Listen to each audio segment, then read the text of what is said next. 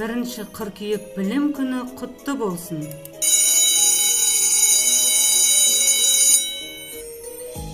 Сыңғырла тағы да, аңсаймын даусыңды сағына, қоңырау әсем саз әдемі, мектептің сүйікті әуені. Құрметті ұстаздар, қымбатты менің оқушыларым, ата-аналар және барша қазақстандықтар, сіздерді бүгінгі жарқында қуанышты айтулы мереке білім күнімен құттықтаймын. 1 қыркүйек барша халықтың дәстүрлі мерекесі. Дәл осы күннен бастап алғашқы қоңырау үнімен бірге әр адам өмірінің жеке тұлға және азамат ретінде қалыптасу кезеңі басталады. Баршаңызды бүгінгі білім күнімен және жаңа оқу жылының басталуымен шын жүректен құттықтаймын. Сіздерге бүгінгі ерекше жаймашуақ күні жақсы көңіл-күй, жаңа жетістіктер мен ұдайы ізденіс, шығармашылық, мықты денсаулық және жаңа бастамаларда тек қана сәттілік тілеймін. Бүгінгі күн сіздер үшін үлкен үміттер күні болсын. Биыл ата заңымызға 25 жыл толды. Ата заң мәңгілік елдің берік тұғыры.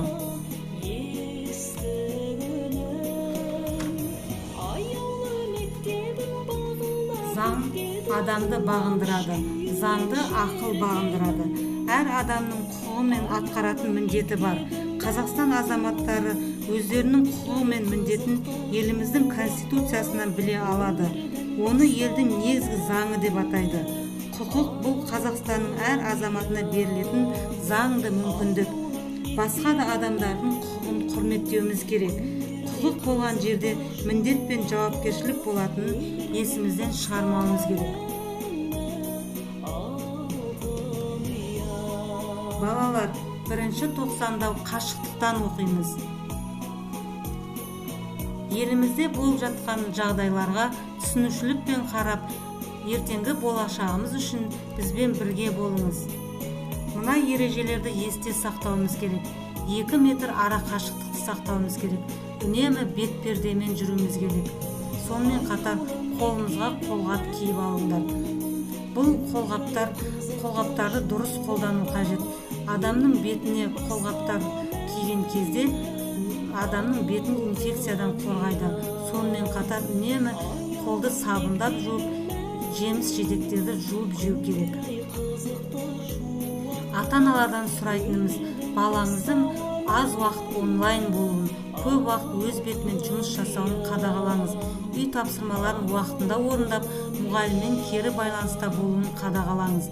Балаңыздың қосымша тапсырмалар орындауын, әдеби кітаптар оқуын, телеарна сабақтарын уақытында көруін қадағалаңыз.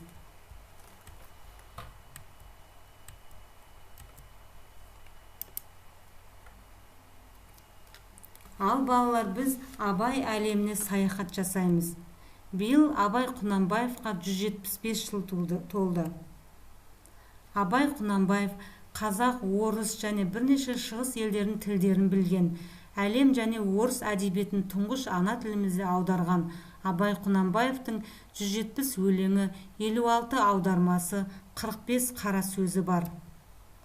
Абай өз заманның биік парасат иесі ғана емес, бүгінгі заман қайшылықтарын шешуге бағыт берген биік тұлға.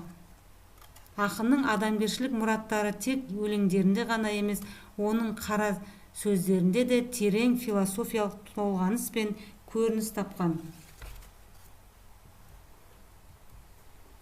Абайдың азан шақырып қойған аты Ибрахим, әжесі Зере сүйікті немересін Абай, яғни сүйкімді деп еркелеткен. Осыдан кейін ел арасында шын аты аталмай Абай атанып кетеді. Сонымен қатар биыл Әл-Фараби бабамыздың 1150 жылдық мерейтойын атап өту шаралары ресми түрде бастау алды.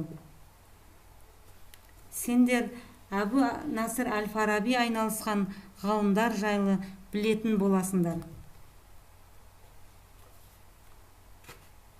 Әл-Фараби бүкіл өмірін, саналы өмірін ғылымға арнады. Бүгінгі күні бізге оның әр ғылым саласындағы 150-ден астам еңбектері жеткен.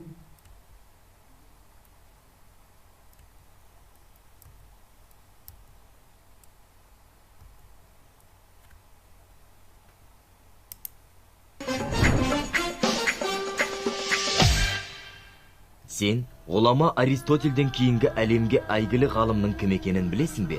870 жылы 950 жылдары Сырдария бойындағы Отырар қаласында туып өскен данышпан, энциклопедист ғалым Әбу Насыр әл-Фараби бабамыз. Отырар қаласы сол кездері Фарат деп аталған. Сондықтан да өзінің Мұхаммед ибн Узлақ Тархани деген есімін туған жеріне байланыстырып, әл-Фараби деп атаған. Бірнеше тілдерді жетік меңгерген, 100-ден аса ғылыми еңбектер жазған әл-Фараби бабамызды Азияның ғалымдары Ибн Сина, Бируни, Омар Хайям да ұстаз тұтқан.